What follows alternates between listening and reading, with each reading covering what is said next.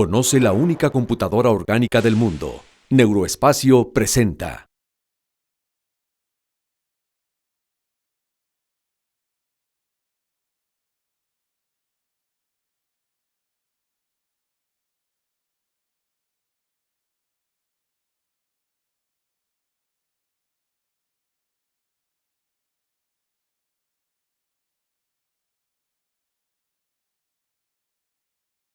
Las causas no reversibles. Las Yo causas creo no que es reversibles. retardar por una parte, en la medida de lo posible, otra darle una educación a la familia y empezar a aceptar todo el proceso que va a venir y de alguna forma darle medios para manejar muchas cosas que se va complicando en la enfermedad, desde las culpas de la familia, desde el estrés que se va a dar en la familia, en el cuidador, y de alguna manera si se hace todo un sistema de trabajo entre el grupo familiar, incluso los especialistas, yo creo que esto puede tener pues todo un factor de aprendizaje, porque aparte es algo que se va a seguir viendo en la medida en que Rocío, vamos evolucionando. tengo una pregunta muy difícil. ¿Retrasar verdaderamente estamos Bueno. haciendo algo bueno o estamos haciendo algo malo? Bueno, Claro. ahí yo quiero intervenir. Es un dilema. Dentro Es un dentro dilema. de los Ujú. medicamentos que tenemos, que son dos, Realmente. la verdad. O dos grupos. Dos grupos, o Ok. sea, dos que representan Ok. a grupos, ¿no? Realmente, y vamos, que están orientados a modificar el curso de la enfermedad, no el tratamiento sintomático. No. De que duerma el paciente, antidepresivos, que esté activa. Eso es El punto y tratamiento aparte. dirigido a modificar la enfermedad. Yo a veces me encuentro con mis pacientes que me dicen, no, doctor, es que estaba tomando tal medicamento que le recomendó tal doctor, pero la verdad es que no le sirvió y se lo quitamos, ¿no?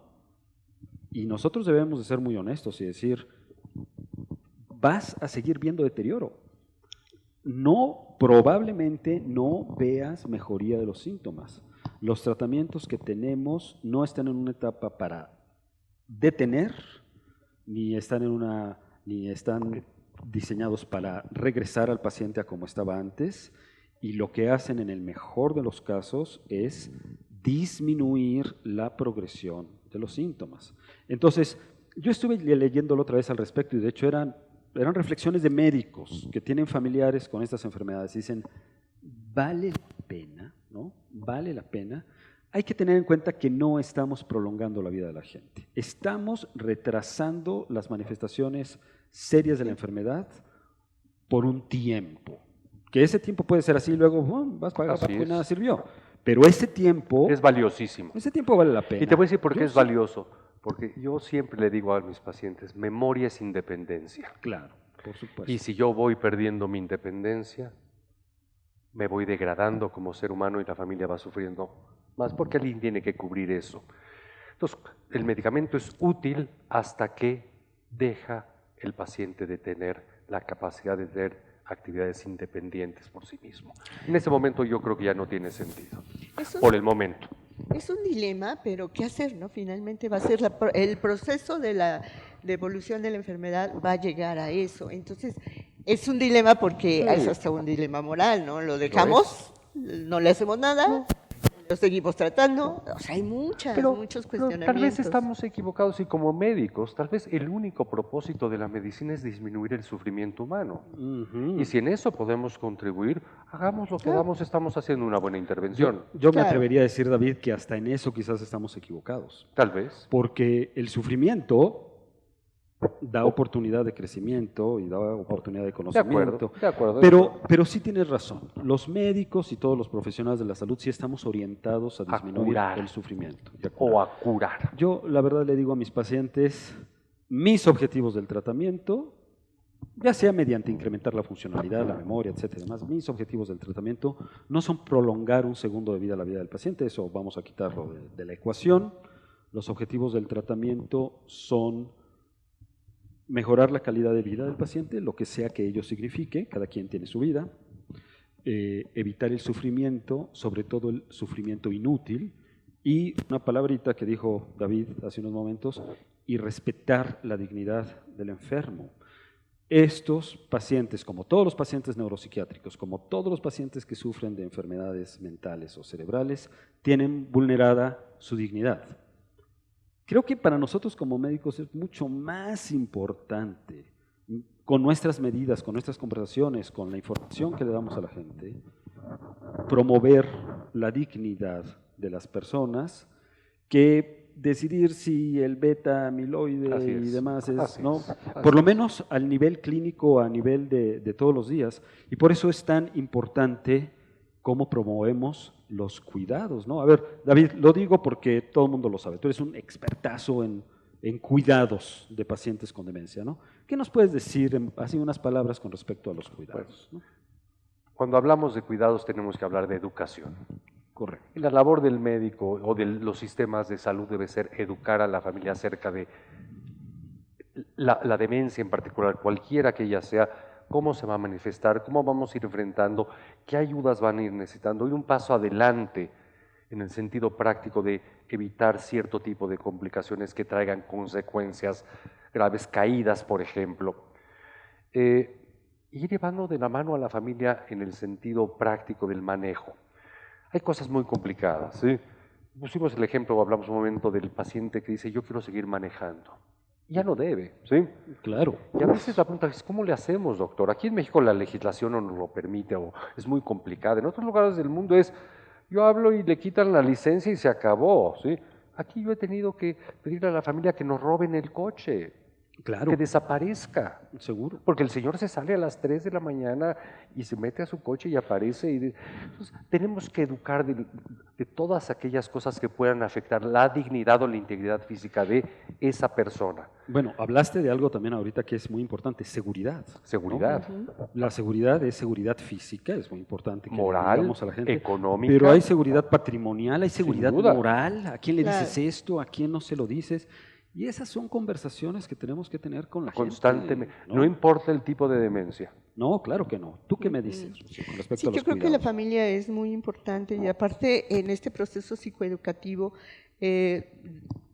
hay que respetar la dignidad y esta es la parte difícil, pero también hay que cuidar, ¿no? Yo creo que ahí es donde está lo difícil, sin que los hijos los invadan de alguna forma, pero sí que es alguien que no puede vivir ya solo, ¿no? Y que sí tiene todas las medidas de seguridad, todos los cuidados, es un tipo de ir adaptando e ir mediando de alguna forma, ¿no? Entonces vamos a llegar a ciertas conclusiones en un minuto, ¿no? Para abrir la audiencia a preguntas.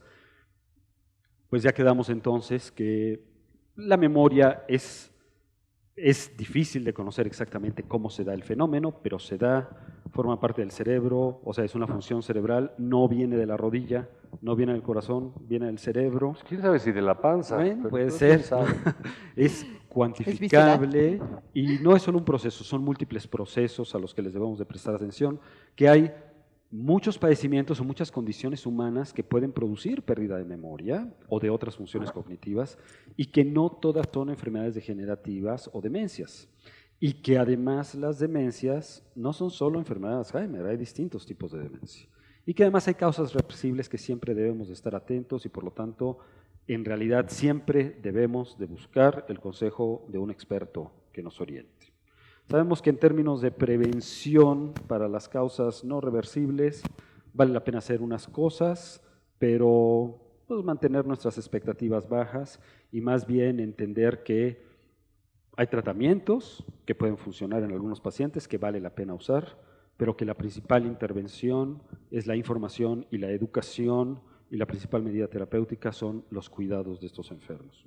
¿Es correcto? Creo que lo has resumido perfectamente bien, así es que tu memoria y tu capacidad es bastante De síntesis. buena, ¿no? Y entonces, si ustedes, agradeciéndoles mucho realmente todo el entusiasmo que pusieron en la contrario. plática, además están dispuestos porque no abrimos si hay preguntas o inquietudes de parte de la audiencia, estamos encantados de contestar. Primero le damos un aplauso, por favor, a nuestros speakers. Si mi memoria no está mal, porque me pidieron que a la mitad de la presentación me pusiera esto y se me olvidó, pero me lo voy a poner para las preguntas. Les recuerdo que ingresen a Parece que estás www.neuroespacio.com Es que para ya va a ser bajar los Navidad. videos. Muy bien. La nariz. No, yo creo que No, es sí. demasiado, ¿verdad? Una pregunta. Felicidades al panel, excelente plática, muchas gracias por la educación al respecto. Específicamente, un padre ya con demencia senil, no estamos muy acostumbrados nosotros a tener un recurso donde podamos enviarlos, a que los tengan cuando nos es imposible estar al 100% al cuidado de ellos. En la forma práctica en la Ciudad de México o en esta área, ¿qué podemos hacer con este tipo de pacientes? Ok, voy a contestarlo. He tenido yo una cantidad enorme de gente buscándome a mí como asesor para que abramos condominios asistenciales que se conviertan luego en lugares asilares. Los asilos han aparecido como hongos en esta Ciudad de México, pero tristemente la calidad es muy pobre. Hay algunos que funcionan, hay listas de espera y la sociedad está cambiando. Mi principal crítica al mundo moderno es que la vecindad se ha acabado, que era un sistema de autoayuda maravilloso. Como tú dices, ya no podemos. Pues hay que invertir. Sí, hay que abrir nuevos lugares, hay que educar gente para que los cuide. Pero en un futuro, si me preguntas, ¿hay lugares sensatos? Hay algunos. Sí, Sí, a mí, esta es una pregunta que siempre discutimos con los pacientes y sus familiares en algún momento u otro. Pero yéndonos un poquito más atrás, me acuerdo cuando participábamos en algún panel de expertos y demás, y que me decían, no, es que tenemos que irnos a las comunidades rurales para diagnosticar a la gente con Alzheimer y hacerles resonancias y tomografías y darles chochos, ¿no? Porque ellos no saben que tienen, ¿no? Y uno piensa, a ver, vamos a ser serios, ¿no? Sin romantizarlo. Pero ¿qué sucede con la gente que tiene el primer hospital a muchos kilómetros de distancia y que tiene demencia? Está con la familia. Está con la familia y está allí en su casita con piso de tierra y las nueras están echando tortillas ahí al ladito y los nietos están corriendo alrededor y ahí está el viejito tranquilo y si no está tranquilo hay pulquito, ¿no? Digo, lo digo como es, ¿no? Entonces, qué bien hacemos en un paciente que está adaptado al medio o pacientes en nuestro medio que están bien adaptados, que están bien cuidados y demás, en tratar de ser muy académicos, ¿no? La pregunta específica sería esta. Yo creo que sí se requiere que hagamos un cambio educativo muy importante con respecto a desestigmatizar, que la familia tome la decisión que le es propia de acuerdo a su dinámica y sus recursos. Hay personas que pueden estar en su casa con cuidadores y eso implica costos y eso implica también empobrecimiento del medio ambiente. Hay familias que tienen que tomar la decisión de que el paciente vaya a una residencia y eso también tiene sus ventajas y sus desventajas, pero tenemos que entender que no hay malas opciones. Quizás hay malos cuidadores y hay malos asilos, pero no hay malas opciones. A mí un amigo mío me decía hablando de música, Alonso, no hay malos géneros, hay malas canciones, ¿no? Hay canciones buenísimas y que pueden ser cumbia o quebradita o puede ser Mozart, ¿no? Hay opciones, hay que buscar opciones de calidad y sobre todo hay que fomentar que la gente y los cuidadores se sientan cómodos en cuanto a sus dinámicas propias y sus recursos y no estigmatizar ninguna opción. Es lo que yo aconsejaría y lo que siempre aconsejo. De acuerdo. Gracias por esta información que nos permite tener otro panorama, inclusive aun cuando seamos profesionales médicos. Yo quiero hacer solemne dos comentarios que se hizo en el panel. Uno es hacer menos de lo malo, hacer más de lo bueno, y lo otro es la dignidad. A veces nosotros los profesionales de la medicina incurrimos en procedimientos, manejos terapéuticos que no deben de llevarse a cabo y va en contra precisamente de esa dignidad, sino al contrario, únicamente buscar una magnífica calidad de vida para ese paciente. Como médico general a mí me da la oportunidad de ver al paciente como un todo y eso me permite con las informaciones por parte de ustedes inmiscuirme en el seno familiar y tener la oportunidad de orientar lo más adecuadamente para que ese paciente sea dignificado, no sea aislado. Y algo que pues a lo mejor voy a sonar fuera de lugar, pero que a todos nos debemos de promover, dar amor hasta que nos duela. Completamente de acuerdo en cada palabra. Yo tengo dos preguntas. Una de ellas, mencionaron medicamentos para dormir. ¿Hacen perder la memoria o dañan el hígado? Ok. Mira, no seamos ingenuos tampoco en esta vida. Remedios para dormir han existido desde que la humanidad existe. La gente siempre ha tenido esa situación, llámense hierbas o lo que sea. Un uso juicioso de medicamentos para dormir en dosis pequeñas y tal vez por periodos cortos no nos van a afectar la memoria. El problema es la gente que se automedica, que va escalando en su uso de medicamentos o que han usado medicamentos sin una supervisión tal vez médica en un momento dado. Si me preguntas, ¿es peor no dormir que dormir con medicamentos? Y si eso afecta más la aparición de una posible demencia o no, diría, mira, posiblemente sí, ¿sí? Claro. O sea, a veces hay que tener ese balance. Estamos hablando del abuso. Beber una copita no tiene gran problema, pero beberse una botella de ron o de whisky o de diario puede tener un problema. Entonces, es un balance realmente entre, si me preguntas, ¿las pastillas para dormir son malas? Le digo, pues ojalá todos pudiéramos dormir bien. Es que el punto es que muchas veces planteamos las situaciones en términos absolutos. Sí, no son absolutos. Y en la medicina, y mucho más en este tipo de disciplina, absolutamente nada es absoluto, ni siquiera esto que estoy diciendo. Claro. ¿No? Los medicamentos para dormir causan problemas de memoria, o sea, ¿están relacionados con pérdida de memoria? Sí. El no dormir está relacionado con pérdida de memoria y funciones cognitivas. También. O sea, ¿los anticonceptivos están asociados con muchos riesgos? Sí. ¿Los embarazos no deseados están relacionados con muchos riesgos? También. O sea, no podemos, y pongo ese ejemplo en particular porque cuando yo cursé farmacología, nuestro maestro de farmacología nos decía, los efectos de los anticonceptivos y sus riesgos no deben ser comparados contra la mujer sana, debe ser comparado contra la mujer embarazada, porque eso es lo que estás tratando de evitar.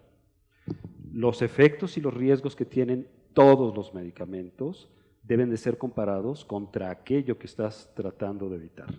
En manos expertas, la elección adecuada del medicamento, no todos los medicamentos son iguales, por eso hacemos lo que hacemos. La elección adecuada de los medicamentos y la dosis correcta bajo supervisión médica está indicada y es indispensable en muchos pacientes con problemas de memoria y conciencia. Muchas gracias. La segunda pregunta es, ustedes mencionaron el Parkinson, el Alzheimer y otra enfermedad que nunca había escuchado, pero no me grabé el nombre. Demencia con cuerpos de Lewy. Sí, ¿qué de es? Lewy, no, ¿Qué de es? Lewy. La demencia con cuerpos de Lewy es en sí mismo ¿puedo? ¿Sí? Claro. Es en sí mismo un padecimiento muy heterogéneo. Pero básicamente lo podemos resumir como una mezcla de enfermedad de Alzheimer y enfermedad de Parkinson. Hay varios tipos. Primero, se consideraba que los pacientes con Parkinson evolucionaban a desarrollar esta demencia y que las anormalidades cerebrales propias del Parkinson se extendían a la corteza cerebral y por eso se le llamaba demencia de cuerpos de Lewy difusa, ¿no? Pero con el tiempo nos dimos cuenta que muchos de estos pacientes, además de tener esos hallazgos de enfermedad de Parkinson, también tienen hallazgos de enfermedad de Alzheimer. Eso es cuando vemos el cerebro en el microscopio, ¿no? Y que esos pacientes son mucho más comunes, ¿no? Entonces, la variedad común de la demencia con cuerpos de Lewy, que es muy frecuente, es quizás la tercera demencia más frecuente en nuestro medio y que tiene características especiales porque tienes que tratar un monstruo de varias cabezas. Tienes que tratar el Alzheimer, tienes que tratar el Parkinson y aparte son pacientes que como criterios diagnósticos tienen intolerancia a algunos medicamentos, tienen pérdida inexplicable del estado de alerta y tienen inclusive más defectos en ciertos aspectos de neuroquímica que los pacientes con Alzheimer, ¿no? Y pueden tener alucinaciones y trastornos del comportamiento. Entonces, es una enfermedad complicada, se llama así, de cuerpos de Lewy, porque el doctor Lewy es el que describió los hallazgos en el tejido cerebral de esta enfermedad, ¿no? Y es faltó, muy faltó frecuente. mencionar el otro grande grupo de demencias que son el grupo de las frontotemporales. Claro, O sea, por supuesto. si queremos ya ponerlas... Pero a final de cuentas ya habrá 60 diferentes tipos Sí, de demencias. lo que pasa es que solo demencias Ah, sí, frontotemporales son muchos cuadros clínicos, Claro. ¿no? Y al final, como decía el doctor Reznikov, al final todas las demencias se parecen. Al final muchísimas demencias tienen parkinsonismo, al final muchísimas demencias tienen alteraciones de la conducta y del sueño y demás, no solo problemas cognitivos, ¿no? Muchas inclusive tienen alteraciones del sistema nervioso autónomo, ¿no? Trastornos intestinales, subidas y bajadas de la presión, en fin, ¿no? Por eso muchas veces no ponemos tanto énfasis en qué etiqueta tiene el paciente. El énfasis lo ponemos en cuál es la mejor forma de ayudar a ese paciente. Voy a contestarlo de otra manera, como un investigador que quiero muchísimo de la Universidad de Virginia decía que las demencias son la sopa de la abuelita. ¿Sí? Tienen un poquito de esto, un poquito del otro, un poquito del otro, y que las formas más puras son bien difíciles de encontrar. Entonces sí, claro, encontramos Alzheimer con cambios parkinsónicos, Parkinson con cambios alzheimerianos, todo este complejo de cuerpos de Lewy. Todos tienen un poquito de manchitas en el cerebro blancas que pueden ser vasculares. Entonces, de alguna manera existe una mezcolanza muy grande y digo, las cosas puras son muy difíciles de ver. Sí, pero sobre todo en los pacientes con demencia con cuerpos de Lewy, que es un término al que debemos de acostumbrarnos, como la demencia de PIC, las frontotemporales. Sin duda. Lo que es muy importante, se lo decimos aquí a los residentes en el hospital y demás, no solo es saber qué hacer, Sino que en no ellos hacer. es muy importante que saber no hacer. Exactamente. Hay una multitud de medicamentos que usamos para todo, desde para la incontinencia urinaria hasta para dormir, que a estos pacientes los pueden poner mucho peor. Los Y puede se los matar. dio el neurólogo, Los ¿no? puede Y se los matar. dio el doctor. Entonces, sí se requiere conocimiento en este sentido, porque fracaso en el tratamiento puede estar relacionado con que el tipo de demencia que tiene ese paciente precisamente no permite el uso de ciertos agentes terapéuticos, ¿no? Claro. Bueno, yo quisiera ante todo felicitarlos muchísimo. Me parece que esta plática es es esencial para todos nosotros. Para todo el auditorio, los que no están en el sistema médico y para los médicos en general. Yo me quedo como terapeuta médico familiar con el punto importantísimo de la educación a la familia. Y otro aspecto que creo que todos tenemos que recordar y tener presente es el de la colaboración. Esa colaboración que hemos tenido este equipo de terapia médica familiar con ustedes, neurociencias y psiquiatría, en donde, como decía Rocío Ibarra, lo repetiste muchas veces, la importancia de un buen diagnóstico clínico.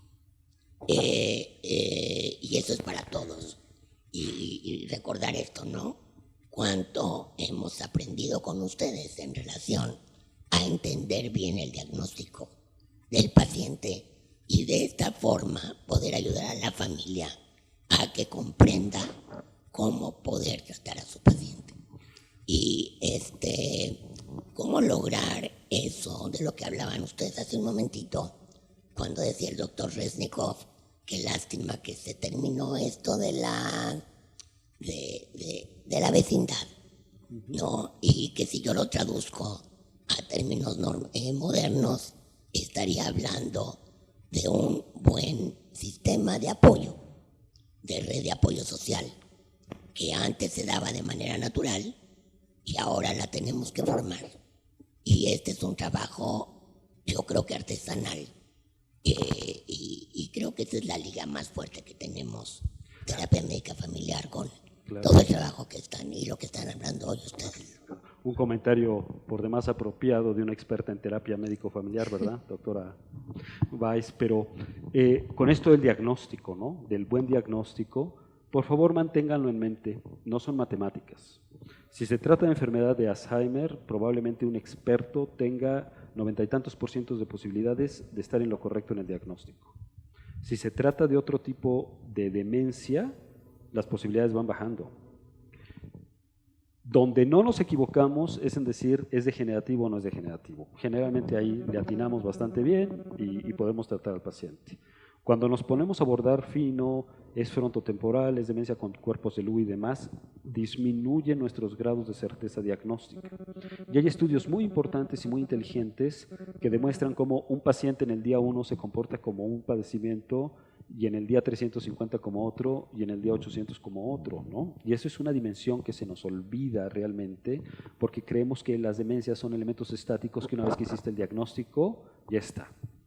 Ya ni hablar de cuando, si nos equivocamos, cuando la estadística nos alcanza y alguien que le habíamos dicho tienes demencia, luego le tenemos que decir, pues ¿sabes qué? No era demencia. Yo he escrito un par de cartas así en mi vida, son las cartas que he escrito con más gusto, ¿ok? Y los familiares me lo han agradecido, porque hemos dicho, ¿sabes qué? Claro. Hace Por 3 eso- años pensábamos que era demencia, pero tú no te comportas como alguien con demencia. Por eso es muy importante lo que hablábamos del seguimiento longitudinal, ¿no? Antes de llegar a ninguna declaración absoluta del diagnóstico y ver cómo evoluciona este paciente. Es correcto. Muy buenas tardes. Los felicito sinceramente a todos los del panel. Yo quisiera de una manera muy personal dar un agradecimiento público al doctor Resnikov.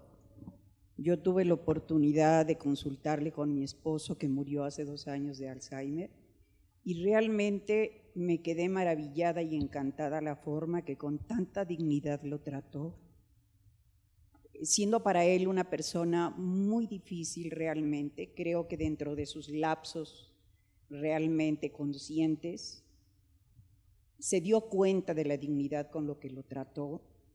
Y realmente lamento no haber tenido esta oportunidad porque hubiese sido diferente mi conciencia en el sentido del trato que se le debe de dar a una persona. Realmente dentro de los pocos conocimientos que tenemos como familiares y que realmente por precisamente la presión moral y emocional del paciente, no sabemos de alguna manera cómo tratar y realmente también nos olvidamos mucho también del trato hacia la persona cuidadora, ¿no? Yo me siento muy comprometida de una manera muy personal realmente de tener una preparación y poder ayudar a otras personas a que realmente estén conscientes de muchas cosas. No es digamos, una forma de culpa la que manejo, no, sino simplemente quisiera yo de alguna manera poder ayudarlas y me siento muy agradecida por esto. Yo en alguna ocasión vine a preguntar precisamente si daban pláticas sobre Alzheimer, si daban asesoría para los familiares, no me lo supieron indicar. Y por eso les estoy muy agradecida, los felicito ampliamente por esto y ojalá realmente tuviera repetición este tipo de pláticas. Muchas gracias. Gracias. Muchas gracias. Bueno, yo con respecto a lo que dice la señora, sí creo que es muy importante entender, y yo sí entiendo muy bien cuando dice que no es culpa, y creo que eso es lo que los psicólogos hablamos de resiliencia, ¿no? Y es lo más importante a lo mejor de este tipo de enfermedades o de situaciones catastróficas, porque son catastróficas en el sistema familiar, y que nos hace más fuertes y nos hace entender la problemática y nos ayuda, ¿no? No estaremos completamente manejando la dignidad del paciente, pero sí la dignidad familiar, y a lo mejor eso también es igual de valioso, ¿no? No es igual. Y los cuidados para el cuidador son un capítulo inmenso, Claro. ¿no? Muchísimas veces tenemos al paciente y también estamos tratando médicamente, extendemos recetas, ¿no? Para la esposa, para Claro. el esposo, para los hijos y demás, porque como decía por ahí algo que vi una vez pegado en un refrigerador, decía: If mama is not happy, nobody's happy, ¿no? Si mamá no está contenta, nadie está contento. Si el cuidador no está bien, No está bien. el paciente no va a estar bien. Muchas veces trabajamos en mancuerna. Vemos a nosotros al paciente y le decimos a la esposa, al esposo, oye, por favor, ve a ver al doctor Resnikov, por favor, busca ayuda terapéutica, busca apoyo, acompañamiento tanatológico, ¿no? Porque esto es un equipo y estos son padecimientos que afectan a varios individuos, inclusive a varias familias a la vez. Muy bien. Otra pregunta por acá. La última. La última. Buenas tardes, muchas felicidades por su exposición. Y sería una pregunta ligada. ¿Hay una edad para que dé esta enfermedad que es Alzheimer? Y ¿por dónde empezar? Llegué un poquito tarde, desafortunadamente por mi trabajo, a lo mejor ya lo dijeron. Tengo una tía que menciona que le dieron como un diagnóstico de Alzheimer. Ella tiene 55 años y está más que espantada. Entonces, ¿a qué médico o cuál es el primer paso a seguir? ¿Doctores? Bueno, voy yo. Médico. Sí requiere un doctor, ¿ok? Los problemas de memoria lo compartimos 3 especialidades médicas, los geriatras, los psiquiatras y los neurólogos. Yo soy neurólogo y te voy a decir, pues ve con el neurólogo, pero no es cierto. Tienes que ir con alguien que sí sea su área de interés fundamental y que tenga entrenamiento en este tipo de padecimientos. A quien sea que tú escojas, nosotros aquí somos psicólogos, psiquiatra y neurólogo, vemos pacientes todos con este problema. Con respecto a la enfermedad de Alzheimer como tal, en términos más o menos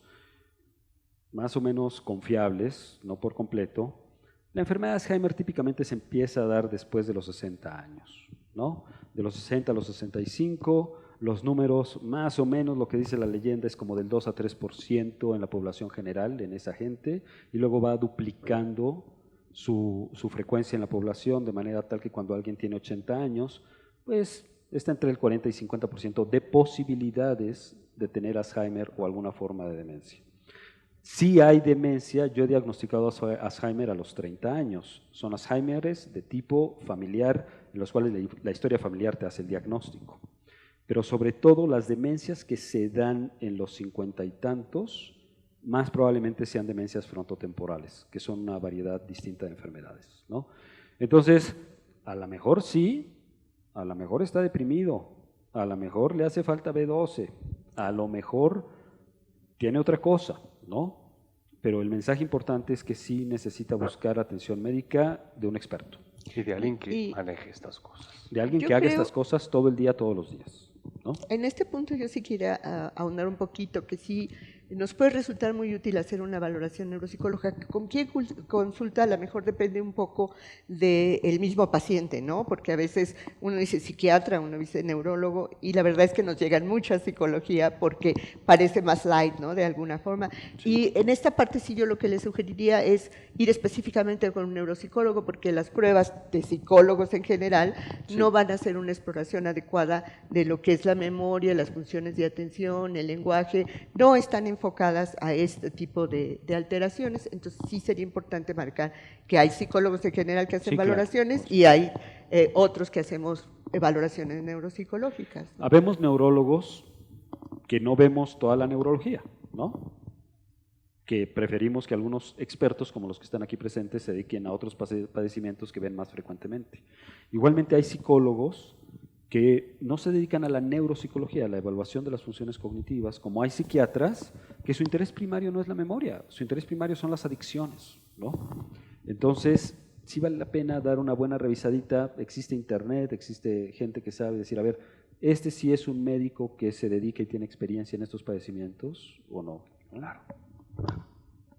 No está en el Museo de Arte Moderno, está en tu cerebro. Neuroespacio presentó